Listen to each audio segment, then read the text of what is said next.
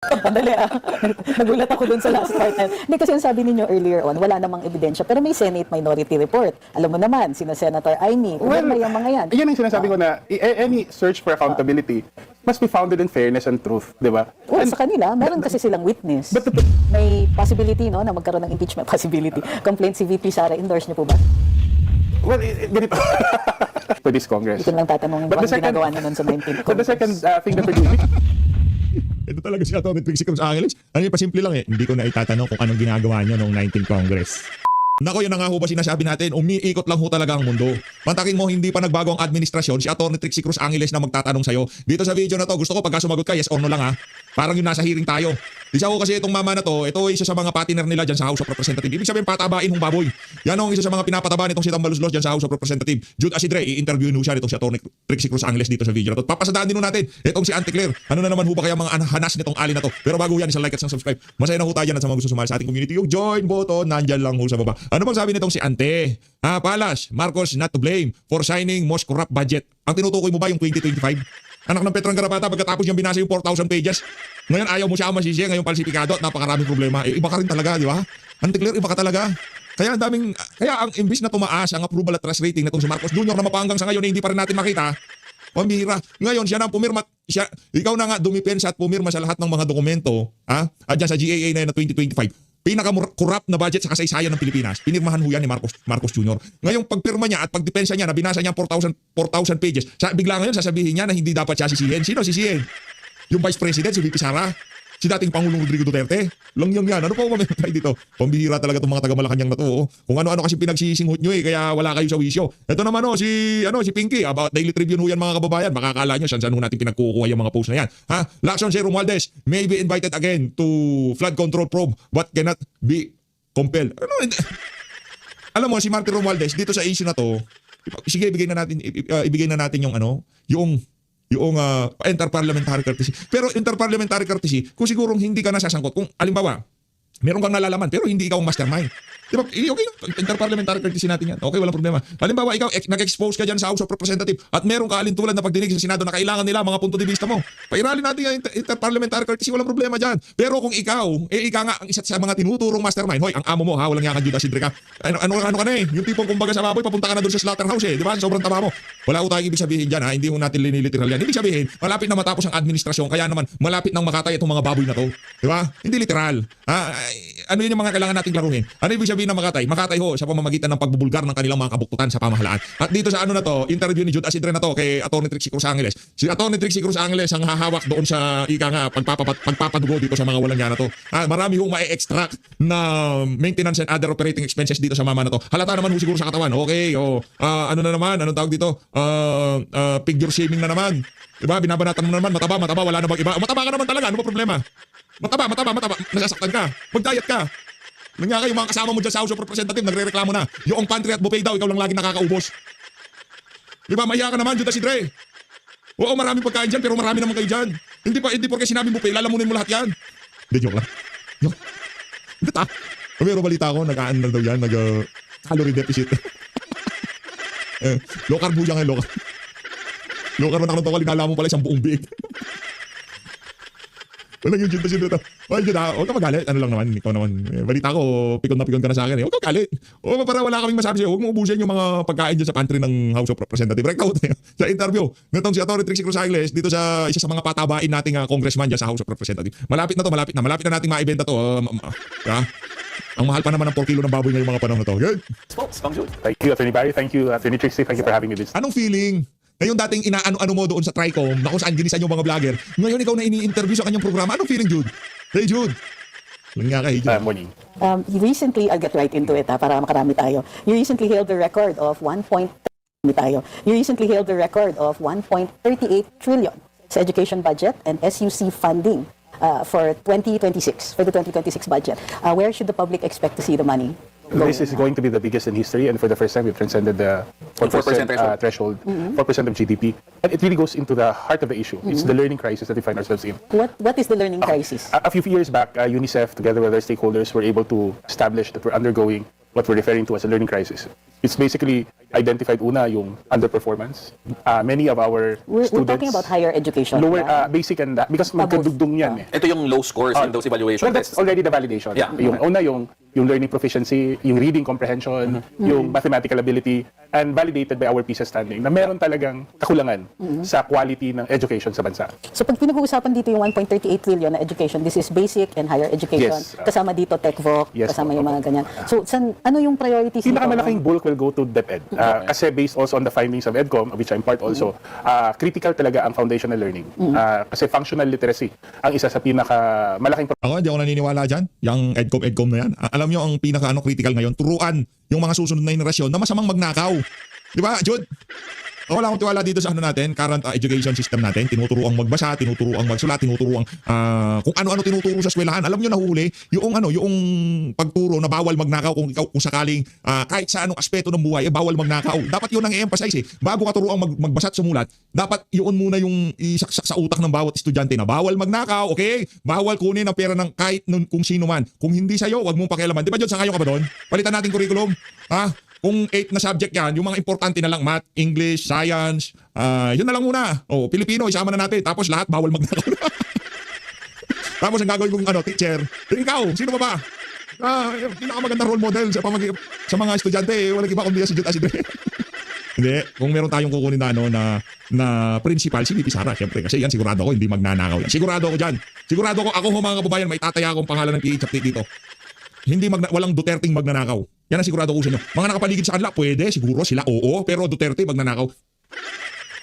Yan ang sinasabi ko sa inyo. Walang magnanakaw na Duterte. Yun ang ating slogan dito sa PH Update. Walang magnanakaw na Duterte. Ay lalagay ko na dito sa baba na to. Walang magnanakaw na Duterte. Di ba? Sa mga susunod na video, ilagay na ho natin yan mga kababayan. Para ika nga, matatak sa kaisipan ng ating mga kababayan na kailanman, walang magnanakaw na Duterte. Romualdez at Marcos, anak na toka. Kupong-kopong pa lang magnanakaw na yung mga yan. Di ba, Jude? Dumededi pa lang ng dumededi pa lang ng bona yang si Jude Acidre, nagnanakaw na yung pamilya na yan. Mga Romualdez at Marcos, anak na toka. Sinasabi ko sa inyo, hindi pa tayo tao. Magnanakaw na yung mga yan. Kanununukan pa lang natin, magnanakaw na yung mga yan. Hanggang ngayon, magnanakaw pa rin sila. Problema natin when it comes to learning.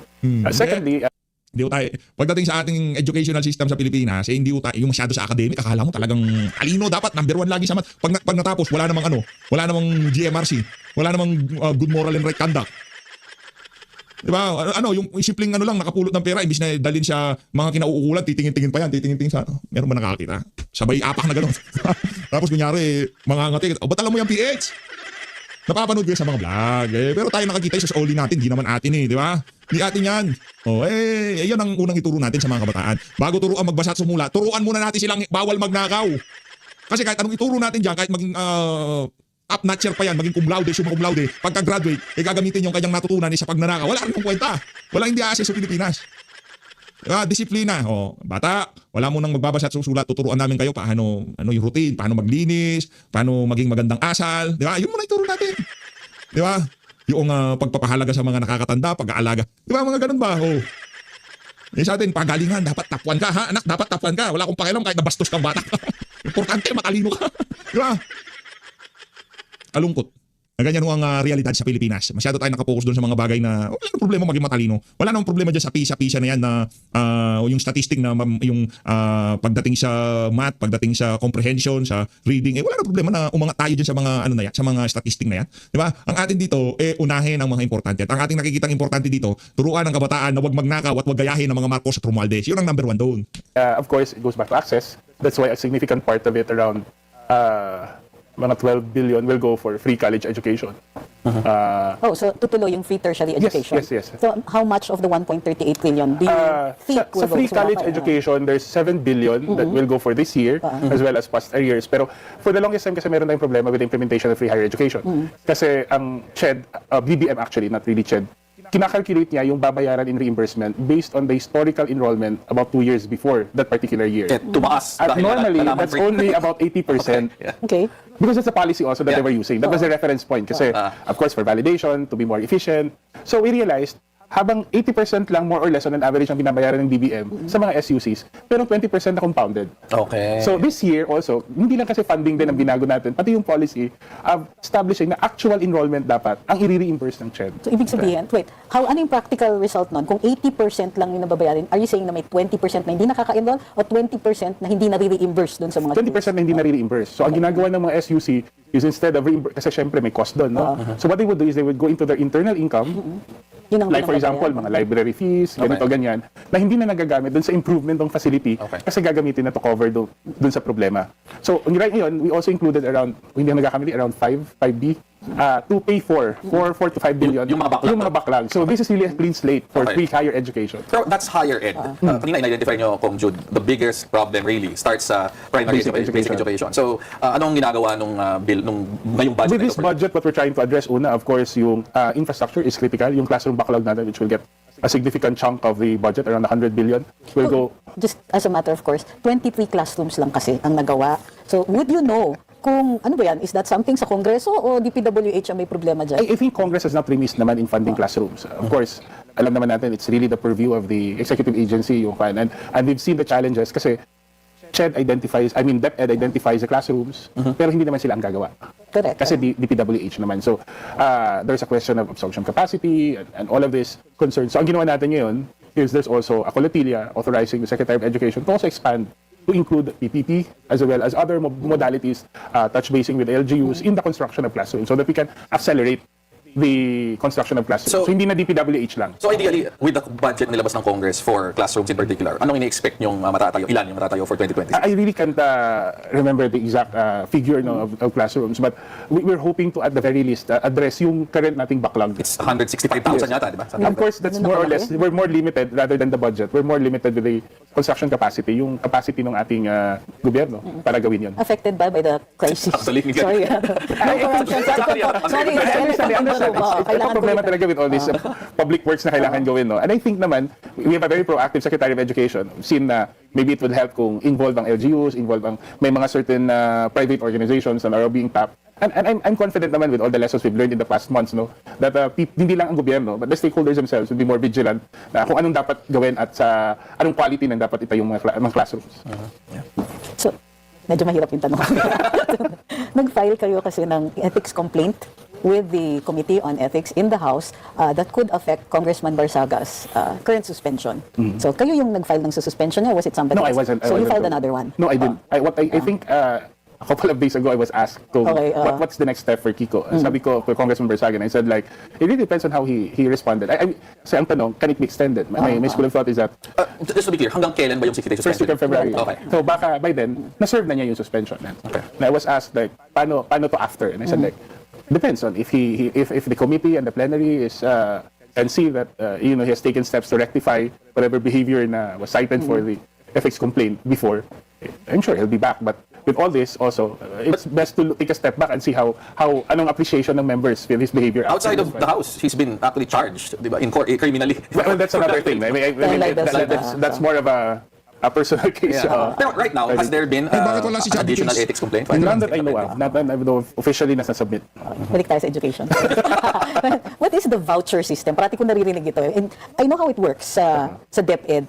Di ba? May yung public school children, from what I understand, dito yung dating report ko to dati, na pupunta sila sa private schools, may voucher system, they pay bali through a voucher system. The voucher is provided by the Department of Education para masagot yung kanilang tuition. In higher education, may voucher system din ba? At the moment, wala. But we just recently, towards the end of our session before kami ng Christmas break, we passed a law we passed a bill in the committee amending the Universal Access to Tertiary Quality Education Act, yung free college education. Especially provision on TES, Tertiary Education Subsidy. Kasi part ng free WACTEA, meron tayong tinatawag na TES, which is supposed to cover cost of learning. Like for example, dormitory, allowances, things like that. Kasi tuition is a small part of someone's learning expense, di ba? So when you talk about universal access, you have to cover also. You try to address also the other costs, di ba? Yes, food. So, ang problema, there's sa college with free higher education, in an SUC, libre yung tuition. So, yung nakukuha mo yung buo, yung TS mo, para talaga dun sa related activities, di ba? Pero pag private school ka, you will have to pay the tuition. So, ano nangyayari sa mga estudyante, especially those who can't, middle class or even from low-income families, ang ginagawa nila, doon nila kukunin sa TES nila, yung pambayad nila sa tuition. So nakukulangan. And this is critical because half of our students actually are studying in private schools. I mean, At the tertiary level. at the tertiary level. And there are certain areas like kung walang SUC, walang LUC, or also because there's free higher education, means that, of course, the absorptive capacity of our SUCs are rather, more defined right now. So ang ginagawa, naisip namin, baka kailangan din bigyan natin ng separate voucher system for higher education. But this time, iba ang context kasi pag basic education, it comes from a rights-based approach, di ba? Yung parang karapatan ng bawat bata mag-aral. So that's why we provide for cost of learning. Pero sa higher education, andun pa rin naman yung component ng karapatan. But we also have to be strategic because this is now being positioned as a human development investment. Ano yung needs we ng look at bayan? what courses, that's going to be critical, di ba? Ano yung priority courses, ano yung employability. We don't want naman na pinapagraduate natin pero more than what the market requires because we will also contribute lang to underemployment or unemployment. So those are critical components of how we position a voucher system in higher education. So, ito yung sinasabi ninyo na para siyang reform, basically, inaano natin, dinadagdagan natin yung... Para siyang bago talaga. The concept of voucher system for higher education is rather a new concept. Mas matagal na to sa basic ed, especially sa high school. Kasi nga, that's basically the state covering the cost of learning. And we want to considering, pag sinabing universal, hindi naman PPDN na SUC lang or private. So, anong status ito? Kung sabi niyo kasi kanina, napasa niyo sa committee, napasa sa House. namin sa committee, it's due for approval sa appropriations committee, but we're pushing for the Senate also to May counterpart May doon sa counterpart? Senate. we have the commitment of Senator Loren, our counterpart, that will introduce a similar measure. Pero ito may tanong ako on the policy. Hindi ba umaangal yung mga SUCs na ba't kayo magbibigay ng voucher para mag-aral sila sa private school? Ba't di na lang nyo expand ang aming capacity? Well, because expansion, maraming components yan eh. Una, may faculty component yan. Yung research component. Remember, ang delivery ng learning sa higher education, hindi lang yun yung classroom eh. There are three roles of a university: extension, research, instruction. And many times, it would be more cost efficient to support learning in private institutions, especially kung ang mga private institutions naman, una, walang SUC or LUC, which is basically the most important criteria in the locality. Hindi lahat Kasi meron. question of access yun for most eh. And secondly, ito palagi namin ini-insist, kung magaling na ang private school sa kurso na yan, things like accountancy or things like sciences or technology, hindi na dapat magko-compete. Let's take advantage of yung existing So we expertise. focus on ilagay natin sa agriculture, even we can be more intentional. And I think that's the nature of a state university, to address the human development priorities of the government. Speaking of human development priorities, may bill tungkol dun sa OFW exemption sa pagbayad na ng premium sa PhilHealth. Ano nang status nito? Pero by the way super pro ako dyan. So gusto ko malaman kung asan na tayo I dito. used to be chairperson of Overseas Worker Affairs in the previous Congress, and nalaman ko na required pala magbayad ng PhilHealth ang ating mga OFWs. Hindi sila makakaalis. Which actually doesn't make sense because hindi naman sila dito and they have their separate. Many of them are probably in countries with a better healthcare system. Hindi nila nagagamit. Magbayad sila ng premium dahil abroad sila, hindi nila magamit And dito. hindi makaalis kung wala ang PhilHealth payments. Tapos unlike sa atin, ito hindi monthly. I think they have to pay upfront yung iba. If I'm not mistaken. Or bond payment. Oo, kasi syempre wala naman sila at mahirapan naman silang magbayad kung nandun na sila, di ba? So, we wanted to correct that. First is of course not making it mandatory anymore, which right now is still in the committee level, unfortunately. But we're pushing for it strongly. Sa health? Hindi, sa OFW. Hindi ba ito na-discuss nung 19th Congress? Bago po ito. So dito lang sa 20th yes, talaga? yes. It's something that we've introduced for this Congress. Dito lang tatanungin But kung the ano second- ginagawa niyo nun sa 19th But the Congress. second thing that we're doing, which Ito talaga si Atty. Trixie Comes Angeles. Ano yung pasimple lang eh. Hindi ko na itatanong kung anong ginagawa nyo noong 19th Congress. Ano bang ginagawa nila, Atty.? Anong pagpapatawag ng hearing sa mga vlogger. At alam ko, isa ka sa mga naimbitahan. At isa yan sa mga nagtanong dito kay Fichu. Ngayon, bida-bida siya dyan sa DASPO. Ano naman yan, siyempre, kailangan magpaka-civil ka nga. Pero kung sa tingin ko, si Fichu lang nag-i-interview na to, malamang sa malamang, dinuguan ng kinalabasan nitong which we started doing in the 19th Congress was kasi syempre before we go to something as significant as removing. Teka lang baka naman iliteral na naman itong mga siraulo na to. Ibig sabihin dinuguan, yung mga tanungan, hindi yung palambingan. Merong dating, di ba? Pinupush muna namin sa PhilHealth to be more aggressive with reciprocity. Like for example, we're working on a reciprocity agreement with Hong Kong, for example. Bale, babayad sila dito or doon, but however, kung nandun na sila magbabayad. But walang gap sa payment. So, yun sana yung ideal, to make it more portable. But of course, we're also looking at this option kung hindi talaga gana with reciprocity. It's really to make it optional for our OFWs. You were quoted as calling the first impeachment complaint against PBBM as shapeless. But that was before anything was filed, di ba? Hindi ba? Akala ko yun dun sa first. No, that was before. Wala That pa. was Wala pa Saturday. na, I think the first impeachment was filed on a Monday. We made that statement Saturday before that. So, Pero kasi alam wala pa. niyo, Kasi wala pa. Pero alam ninyo na may magfa-file? May idea? Ako personally, I didn't have direct knowledge. So what I was saying, it would be difficult for any member of Congress to speculate on what form will it take or what the basis will be. So what are your thoughts on the second and third impeachment complaints? Well, supposedly, no, it has not been received. You haven't So seen wala yung... pang thoughts I haven't na- seen it. Does not exist. I never used the first. Kasi when you made that statement, wala pa yung first. Ito naman si Barry Gutierrez. Alam nyo naman, mga kaibigan nyo yan nag-file dyan eh. I also actually haven't read the first. Hindi pa kasi kami nagsesession na, so I haven't. Okay. We haven't received the copies of the impeachment yet. Hindi ka ba kasama sa mga nag-draft, Jude? Doon sa impeachment complete na inihain dito kay Marcos Sr. Hindi ka kasi. Okay. May possibility no na magkaroon ng impeachment possibility. Complaint si VP Sara, endorse niyo po ba? Well, ganito. Parang lagay mo naman Na-corner si na-corner tong si Porky. Ganda ng tawa mo ah! yata sana eh. I had to ask. It's another elephant. Daming elephants Ganito, dito. with the impeachment ni Inday Sara, ni Vice President Duterte, it's a different thing kasi. For us, it's the logical and principled consequence of all the hearings that we did in the previous administration. I mean, in the previous Congress. So, for as long as those questions remain unanswered, syempre, attorney, we will have to stand by the findings of the committee during the investigations that we ourselves held. Okay. Ito, tatanong ko, you're from Tingog, Kong Jude, di ba? So, obviously, Ayaw mo na ba ma-associate sa tinggog? Walang nga ka, tinggugin kita dyan. meron kayong very close ties kay former Speaker Martin Romualdez. Anong facial position nyo on, well, the outstanding allegations against him, particularly in relation to flood control? But let us be clear, no? Before you answer this, there's also Acidre, hanging question. What is the position of being on party list? Amidst its ties, and clearly very strong ties kasi kasama niyo sa tingog si si Madam, si Congyeda.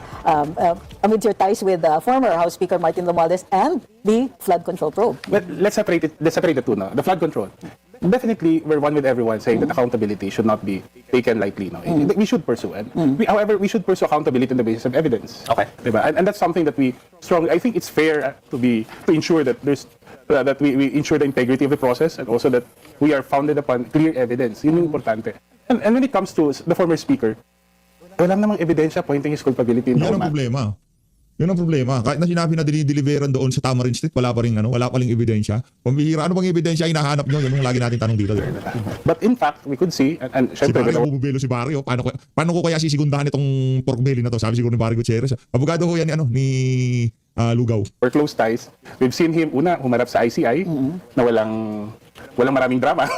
May abogado He ba siya nung humarap siya? Meron. Then he submitted voluntarily on his own a 100+ page affidavit detailing his... 100 pages? Ito yung response niya to... No, hindi siya response. Because he was never asked... Parang testimony siya. He presented his own affidavit made under a sworn affidavit for that matter. And then with all that's happening, we have yet to even the pinakalas na hearing sa Senator Lacson himself, di ba? And take note, he never left the country. He made him... Hindi niya kailangan umalis. Pinsan niya presidente. Anak ng toka. Hindi niya kailangan umalis ng bansa. Dahil isisimple lang, pagka linaglag mo ako, Marcos Jr., ilalaglag din kita. Magpinsan yan. Ikaw naman, Acidre, oo. Sa tingin mo ba kung kamag-anak nila si Saldico, lumabas na siya ng bansa? Hindi lalabas si Saldico. himself available always, di ba? For any investigation. Hindi naman dumadalo. Sa mga investigation, available siya pero hindi dumadalo. Hindi sumasagot. Ikaw lang at yung abogado ng sintusi. Ang sagot na sagot, di naman That's tinatanong. something that we'd want the people to also take into consideration. Kasi, syempre, alam naman natin ang nangyari. All the other actors, di ba? In fact, very telling then that he had to resign as speaker, di ba? Even if naman, he still had the numbers at the time when he resigned. Because he placed institution before self. Nag-ano ba? Okay. Andali Nagulat ako dun sa last part na yun. Hindi kasi yung sabi ninyo earlier on, wala namang ebidensya. Pero may Senate Minority Report. Alam mo naman, sina Senator Aimee. Well, yung mga yan. Yan ang sinasabi ko na any search for accountability must be founded in fairness and truth, di ba? Well, sa kanila, meron kasi silang witness. Dalawa. Sinong witness? Si Si Gutesa. Joy. Hindi, yung Joy at saka dalawa yan eh. Even with Joy, Napatigil ka dyan, nakorner ka nitong si Atty. Trixie Cruz Angeles. May ebidensya. Diba, kahit na anong ebidensyang ilatag, talagang walang ginawa yung amo mong pork belly kung hindi mag-deny na mag-deny. Yan nga kayo. even Dun with sa Joy Forbes, and sila yung isa. Yung nakausap daw nila si Vizcaya. Ito yun. Yes. Kasi apparently was hearsay evidence, di ba? Paano yung say evidence? Sila nga yung nagtuturo, Pinoy nila yung yung nagpapaalis kasi daw nabili na ni Martin Romualdez yung property. Hearsay ba yun? Testimony and clearly inadmissible to any process. So I think it's not even us na Idadaan tayo sa teknikalidad nitong si pork belly. Wala ko tayo magagawa. sabi nun. It's the chairperson of the Blue Ribbon Committee himself admitted Si that Senping. it may be a good lead, but then again, it doesn't amount to anything Magkakasabot kasi sila. Kaya tingnan mo lahat na sinasabi nitong si Baklita binibida niya. that would render the former speaker culpable of anything. Anong thoughts ninyo kay Saldico? Yan. Ang taray mo dyan, ate. Kala mo ha, walang niya ka Acidre ha. Anong thoughts mo kay Saldi ko? Ano, aurahan mo kasi. Ito naman si Atty. Trixie. Aurahan mo yung matinding aura, di ba? Aurahan. Bibig pa lang, matatakot ka na eh. Ano mo sasabi mo kay Saldi ko? Ano ko ba sasabihin?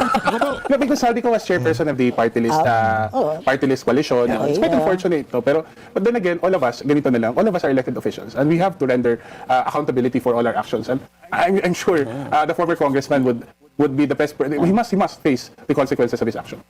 Okay. Ito naman, since napag-usapan na rin naman natin Iniiwasan mo ba yung Barry Gutierrez? Kanina mo pa ba iniiwasan niya mga gusto mong itanongin? Ilabas mo na yan para hindi ka napaghahalata na nagko-collaborate kayo nitong mga Italianista sa imada na to, ha? Would you respond to yung claims ni Kong Toby Chanco that si Speaker Romualdez daw is complicit and benefits Hearsay, from ako sasagot. Hearsay yan eh. Hearsay yan. Sabi-sabi lang yan, di ba? Oh. because absence? Well, I don't really want to. I normally don't comment on my colleagues, no, to be fair to them, kasi, and I don't also feel comfortable that there's a member of Congress who saying all of these things when this could have been addressed in the right procedure, in the right forum. You were a member of Congress. Normally it's not done, di ba? Yeah. yung lumalabas na kwento na nag-away, sinigawan daw ni BBM si Yun, Speaker diba? Yun Romualdez. yung kwento ni Well, Kong ganito, Toby. kasi yun ang kwento ni Kong Toby, di ba? Ang tanong ko nga doon, why did he start and end with those narrative? Ano bang sagot ni Presidente sa sinabi niya? Ano bang nangyari before sa usapan na yun? I'm not, and honestly, conversations with the President, I don't think you need to broadcast them in that manner, di ba? It's difficult. Bakit kailangan napaka-secretive pagdating dito kay Marcos Jr. dahil puro kakaprukutan ang pinag-uusapan pagkakaharap yung mga congressman? Ganun ba yun? Okay. Kailan ba Kailan naging fashionable mag-akusa than to provide facts later? I think that's something to... Di ba, yun naman ang representative. Di ba yun naman gawain niyo dyan sa House of Representative? Ako sa tapos magpapatawag ng hearing dahil wala mga ebidensya. Sira ulo pala to eh. Inoloko mo naman kami. Kakaldereta kita, lang yaka. Kasi politika. Ang problema, May kilala tayong Atty. former Barry, senator na ganyan kami na. kasi are elected members of Congress. We do not only have a duty to the people, we also have a duty to the institution. Ako, I would prefer, I cannot make judgments on how other members of Congress look at their duty, but for me, I think when you accuse, you provide the Present the facts. evidence. And it cannot be one after the other. I mean, it cannot be the accusations first before the facts are verified. And to normalize that for a member of Congress would be a very serious, for me, it's going to be a, hindi siya dapat na normalize ng ganun. Tough question portion. Tatapos na ba tayo? Labing Masarap na tayo. Tough question. You support fully accountability of public officials. Ayun na nga mga kababayan, binobola na ho tayo nitong si Pork Belly. Dito na ho natatapusin ang ating reaction video. Maraming salamat sa pag-support sa Facebook. Mag-ingat ho kayo lahat. Mahal natin Pilipinas. Lang yan Jude Acidre. Ito kala nyo siguro makakaisa siya.